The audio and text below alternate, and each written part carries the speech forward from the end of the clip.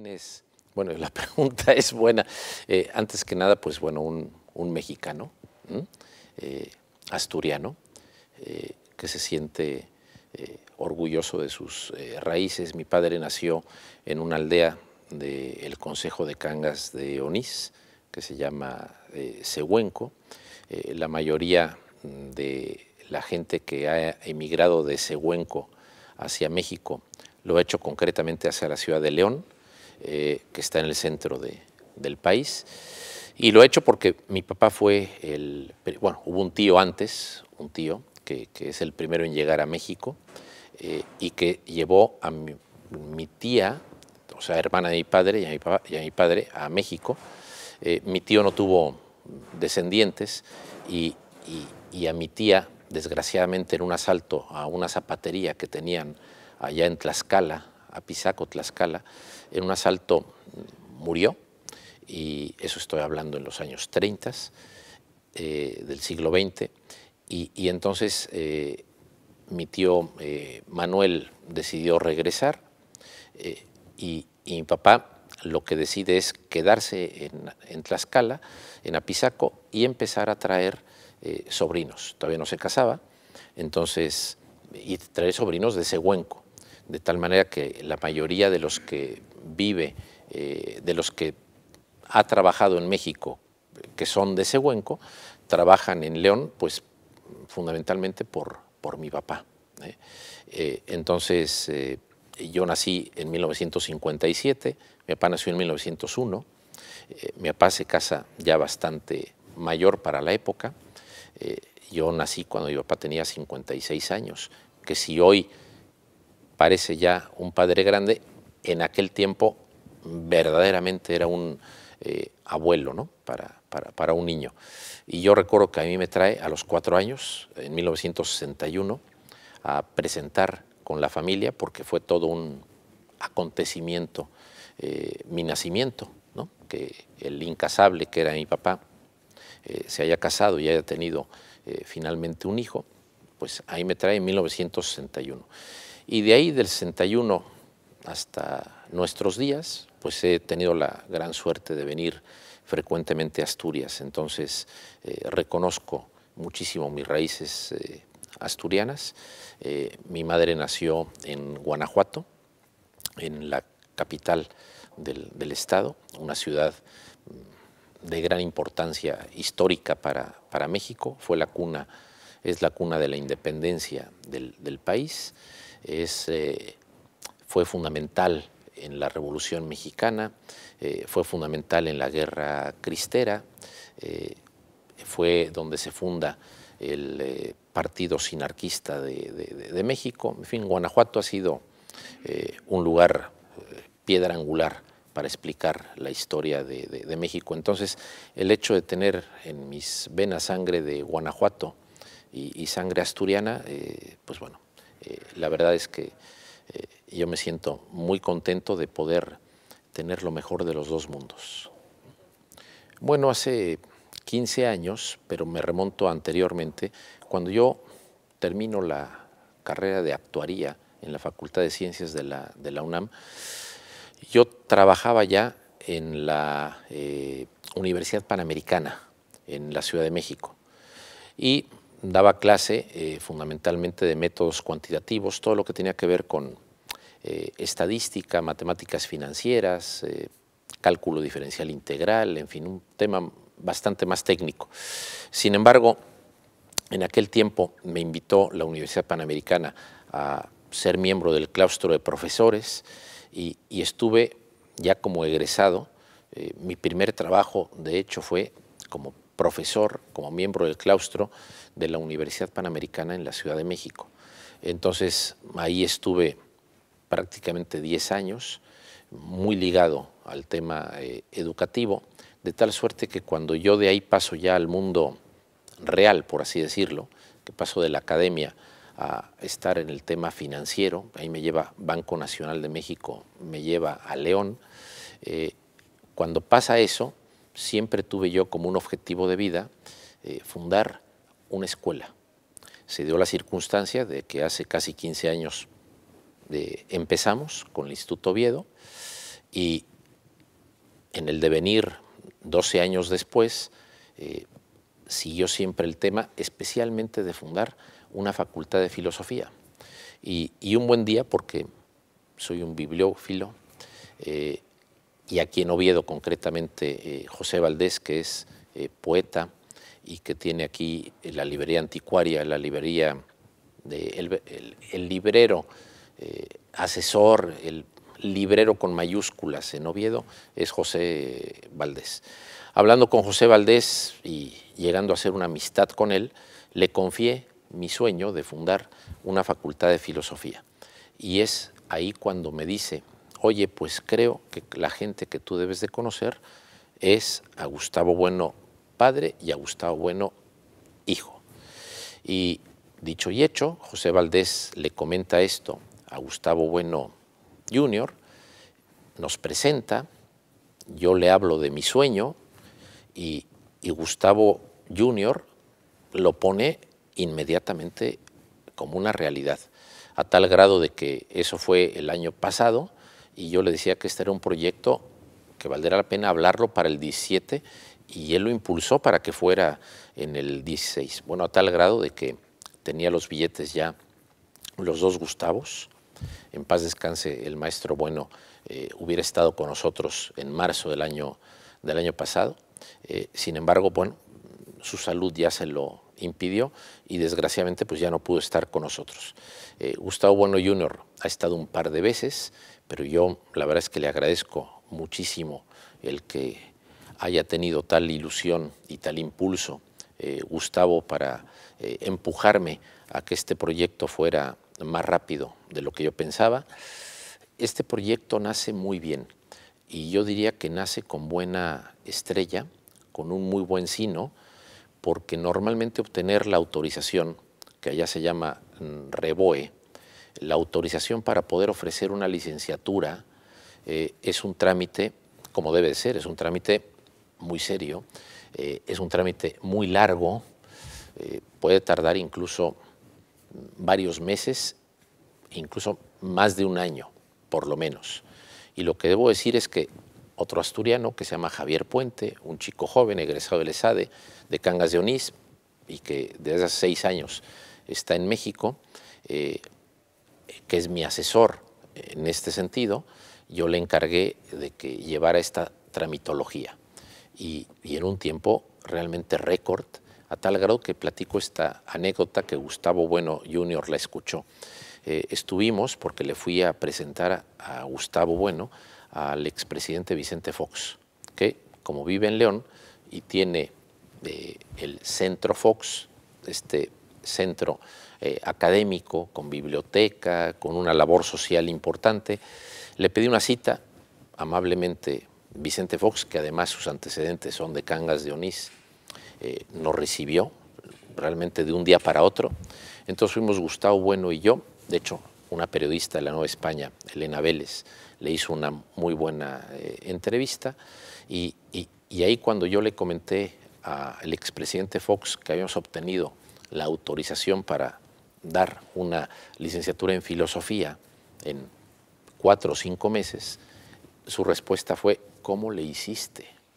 Increíblemente que un expresidente me pregunte cómo le hiciste para que fuera tan rápido. No, aquí lo que quiero es dar el testimonio de que hubo mucha sensibilidad por parte de la Secretaría de Educación Pública a este proyecto, al hecho de que una licenciatura en filosofía había que apoyarla y apoyarla al 100, ¿no? Porque estamos viendo que en el mundo, por lo menos hispanoamericano, ¿no? Es decir, Iberoamérica, evidentemente incluido España, se ve que fundar una licenciatura, una facultad de filosofía, pues creo que a uno lo tacharían de loco, como nadar en sentido contrario. Pero estoy seguro que el tiempo nos va a venir a dar la razón. Sobre todo, ¿por qué? Porque tenemos cimientos muy sólidos que nos lo da la Fundación Gustavo Bueno. Realmente Gustavo Jr. Lo demuestra su página web. El legado que deja el maestro Bueno es un legado universal, ¿no? Es un legado eterno. Sin embargo, la labor que está haciendo su hijo, a mí me parece ejemplar, digna de un gran elogio, porque hoy lo que vemos en su página web, al ser la más visitada en idioma español, pues es gracias a ese trabajo enorme y el liderazgo de Gustavo Bueno Jr. en esta cuestión. Yo me siento, la verdad, muy respaldado, porque atrás está la Fundación Gustavo Bueno, allá en México, Íñigo Ongay, que siempre durante muchos años ha estado muy ligado a la fundación, está con nosotros, Ismael Carballo, que es también gran admirador de Gustavo Bueno, dándole otro enfoque, el doctor Capdeville, que él es egresado de la von Humboldt de Berlín, donde pues ahí tenemos un filósofo que va más por las escuelas alemanas. Vamos, yo me siento muy bien de cómo ha iniciado los cimientos de este proyecto, y hoy tenemos todo, una gran asesoría, respaldo de la Fundación e instalaciones que vamos a estrenar ahora en el mes de agosto. Creo que tenemos todo, la ubicación. León es el centro geográfico del país. No es casual que en Guanajuato se hayan dado los movimientos más importantes de la historia del país, porque es el faro, es el centro, es de donde todo, los lugares centrales en cualquier país, es de donde emana la influencia nacional. Entonces estoy seguro que estamos en el lugar adecuado, en el momento adecuado y con la mejor asesoría. Yo veo, la verdad, el futuro con mucho optimismo.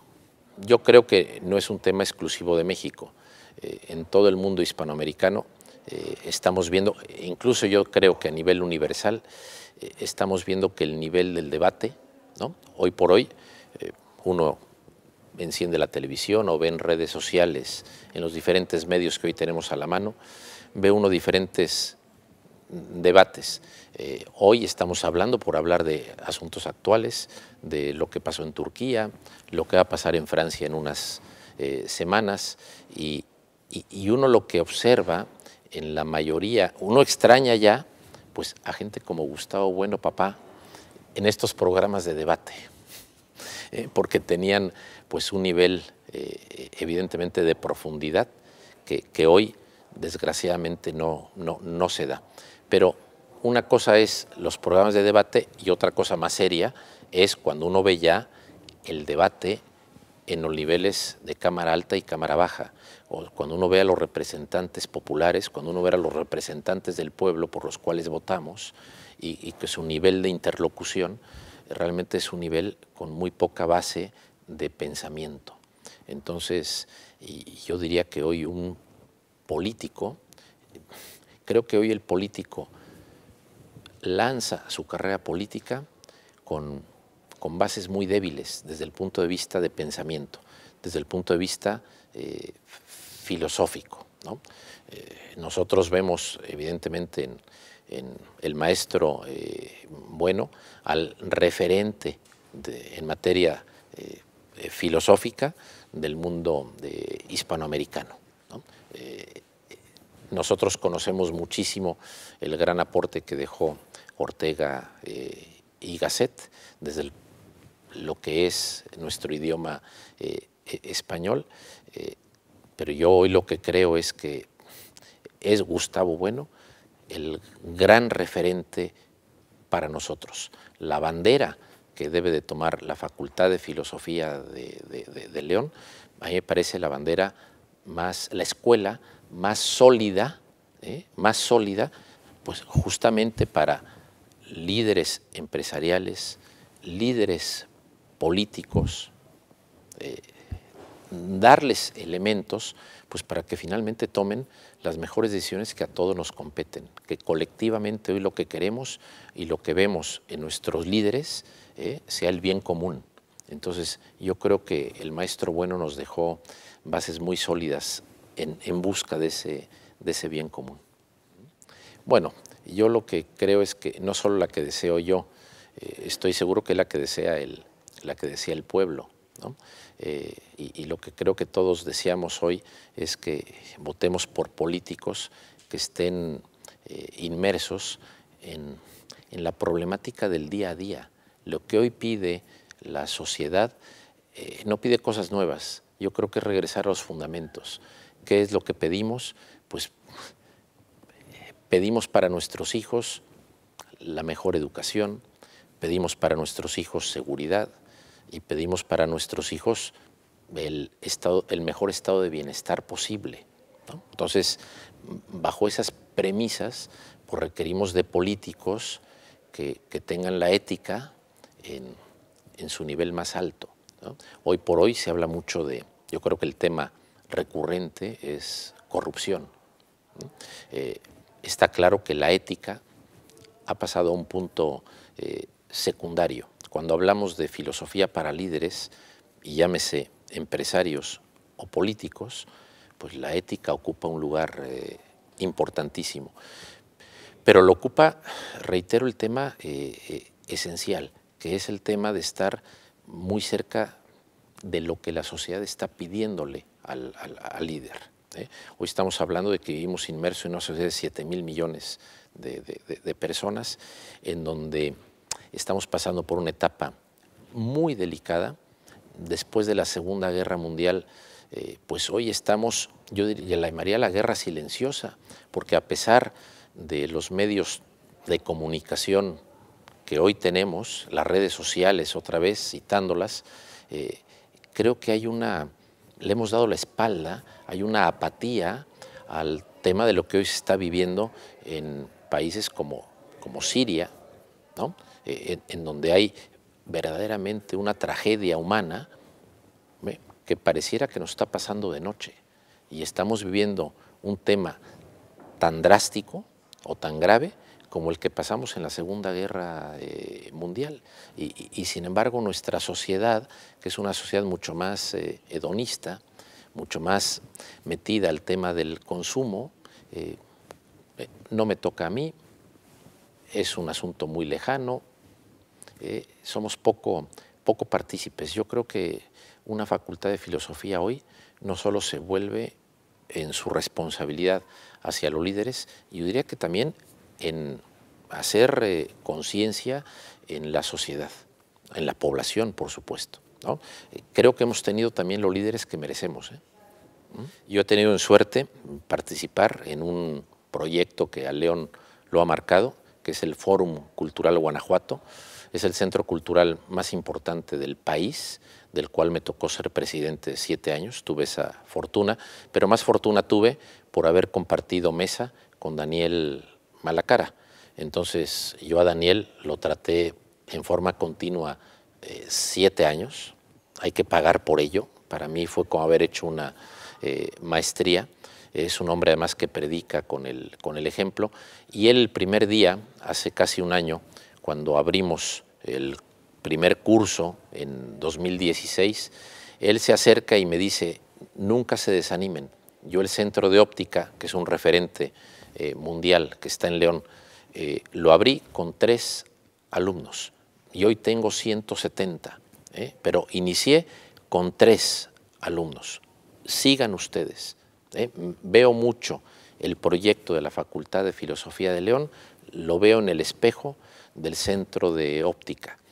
Para mí el testimonio de Daniel en ese sentido, si motivación no nos faltaba, pero por si algo, la verdad es que Daniel nos dio un empuje moral tremendo. El doctor Malacara es una gente muy reconocida y querida en León, pero como diría Carlos Llano, que fue un filósofo que creo que dejó, por lo menos a nivel empresarial, como rector y fundador del Instituto Panamericano de Alta Dirección de Empresa, Carlos Llano, siempre habló de que un maestro era mucho más importante por lo que hacía que por lo que decía. Es el caso de Daniel Malacara, que es todo un ejemplo y que llegó y es el primero en decirnos: vayan a tope porque nuestra ciudad y nuestro país requiere de este proyecto de la Facultad de Filosofía de León. Su testimonio y su apoyo a nosotros nos ha parecido invaluable. Creo que en México se ha polarizado la especialización, concretamente la universidad que más influencia tiene, yo creo, en todo el país, es el Tecnológico de Monterrey, que tiene 75 años, pero ligado a la ciencia, sí, ligado sobre todo al tema técnico, ¿no? Y en México lo que no se ha dado es esa liga entre, ejemplo, el Instituto Tecnológico de Estudios Superiores de Monterrey, el TEC de Monterrey, tiene una gran cantidad de egresados con una muy buena capacitación en todo el tema técnico, científico, ingeniería, tal, pero creo que donde ha tenido su vacío es en la parte filosófica. Yo creo que otra vez la Facultad de Filosofía de León en ese sentido, por eso Daniel Malacara le daba tanta importancia, y le daba tanta importancia por el hecho de que ustedes vienen a nosotros a darnos el complemento que tanto necesitamos, ¿sí? Ese complemento que es justamente el conocimiento de filosofía al conocimiento técnico. Yo no sé si ahí, recuerdo un comentario, no quiero que pareciera negativo, porque en su momento sé que no les gustó nada en el TEC de Monterrey, es que conozco a un profesor que hacía la reflexión que el TEC de Monterrey tiene una gran influencia en México, que tiene 75 años, pero que aparentemente no ha hecho ninguna patente en 75 años, ¿sí? Bueno, pues quizá el salto a esa patente se dé por la parte de no haber tenido el complemento humanístico que te da la filosofía. Es que la historia te lo dice, ¿no? Los grandes descubrimientos científicos, antes que nada, se dan por la formación filosófica de quienes lo hicieron, ¿sí? Eran filósofos, ¿sí? El gran avance en matemáticas es gracias a los filósofos, el gran avance en la física es gracias a los filósofos, y creo yo que en los últimos años del siglo XX y lo que va del XXI se han divorciado las categorías, ¿no? Está el técnico, totalmente divorciado del tema humanístico. Yo creo que es una aportación que nosotros podemos también otorgar, ¿no? Yo agradezco muchísimo este tipo de testimonios que además no han sido gratuitos, porque finalmente cuando fue el periodista del Mundo y conoció lo que yo creo que todo continente debe tener un gran contenido, y todo contenido un gran continente. De dar suerte que si aquí lo que tenemos es el contenido, había que darle también, es decir, ¿qué te puedo comentar? Harvard, Oxford, Cambridge, independientemente del gran talento que han tenido histórico, son grandes edificios. Es decir, tienes que tener una sede que te inspire y te impulse, ¿no? Es parte del ser humano. No va uno ahí, porque si no, pues estaría yo en el campo efectivamente, y a lo mejor es el mejor lugar, ¿no?, para hacer filosofía, sin duda. Pero ese lugar físico, ese lugar emblemático, ese lugar que te inspira, para mí es muy importante, y la historia te lo ha demostrado. Entonces, hoy creo que a partir de agosto tenemos esa Alejandría de Gustavo Bueno, ese templo de Gustavo Bueno en Hispanoamérica, y que es muy digno, ¿no? Lo va a ver su hijo. Si lo viera el maestro, pues diría, de hecho, nuestro escudo, la Facultad de Filosofía de León, que tiene la fachada, esta fachada clásica el frontis de nuestra facultad, efectivamente hacemos un homenaje a la arquitectura clásica, pero el reloj que aparece en el centro marca la hora del deceso del maestro Bueno, que no es su muerte, más bien es el nacimiento, ¿sí? El nacimiento de nuestra facultad se da justamente ese día, que además se dio ese día, casualidades de la vida, ¿no? Pero yo estoy, reitero, muy contento de que tengamos un gran lugar para un gran pensador. Ese es el tema, ¿no? No, yo creo que es un testigo que se debe de tomar y que no se debe de tomar con temor, sino yo diría, con el gran gusto y con la gran responsabilidad que eso implica. Yo creo que sí hay conciencia de ello, y lo decía Gustavo Bueno, y nosotros tenemos la gran responsabilidad de salvaguardar, por ejemplo, el idioma, ¿no? Evidentemente el idioma. Lo podemos ver hoy, la gran influencia ya que en Estados Unidos hoy puede uno ir, es más, la ciudad de Los Ángeles es la segunda ciudad después de la Ciudad de México con el mayor número de mexicanos, ¿sí? No es Guadalajara ni Monterrey, es Los Ángeles.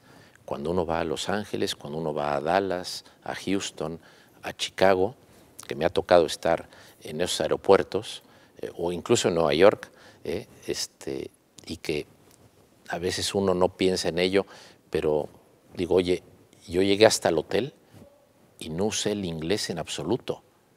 Llegué y el que me atendió en la aduana se apellidaba González y me habló en español.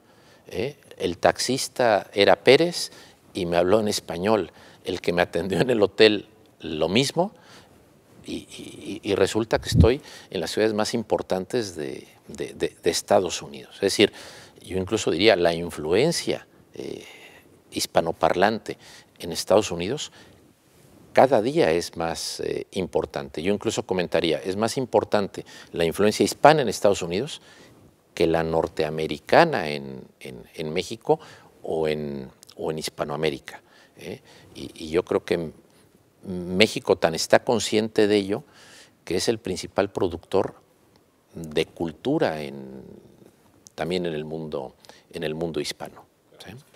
Yo creo que una ventaja que tiene México en ese sentido sí es ese grado de pertenencia, ese grado de nacionalismo, que en México a veces en forma superflua emana en cuestiones deportivas o tal, pero a lo que voy es que el mexicano, antes que nada, se siente muy orgulloso de serlo, y que si hay un grado de pertenencia del norte hasta el sur, de sentirse mexicano y de orgullo por serlo, de orgullo por sus valores, de orgullo por su cultura y todas sus manifestaciones. La mexicanidad existe y hay una profunda raíz y orgullo de pertenencia, que yo creo que es la gran fortaleza de México. Hace poco a Héctor Aguilar Camín, escritor y periodista, que le dieron el premio de Bellas Artes este año 2017, él decía una frase que pareciera poco profunda, y es muy simple, que México es mucho más grande que sus problemas. Por supuesto que es mucho más grande que sus problemas, ¿no? Es el gran pendiente. Yo creo que Octavio Paz en diferentes ensayos, ¿no? El laberinto de la soledad, y Enrique Krause más recientemente, el mismo Aguilar Camín lo han escrito. Es el gran pendiente, y yo creo que mucho tendría que hacer, por supuesto México, pero también España, en ese tenor. A lo que voy es que el trauma de la conquista es un trauma no superado todavía. 500 años después es un trauma no superado. Llega ahora en el 19, dentro de 2 años, el gran encuentro. Los historiadores, recuerdo yo que en el año 2000 se hizo una encuesta con los principales historiadores de las mejores universidades, facultades de historia del mundo, y se escogieron los 100 hitos, los 100 eventos más importantes del milenio. Eso fue en el año 2000. Y dentro de los hitos, el número 1 fue Gutenberg, ¿no? La imprenta, pero no sin lugar 9 o 10 estaba justamente la conquista de México, el encuentro. Este encuentro Moctezuma, Hernán Cortés, 1519, que se recuerda los 500 años ahora en 2019, me parece no hay que esperar hasta el 2019, pero me parece una gran oportunidad para que se trabaje en ese sentido. Es el gran pendiente en México, en Perú, el tema de la conquista, el síndrome Cortés y el síndrome Pizarro es un asunto es el gran pendiente, yo diría, en Hispanoamérica.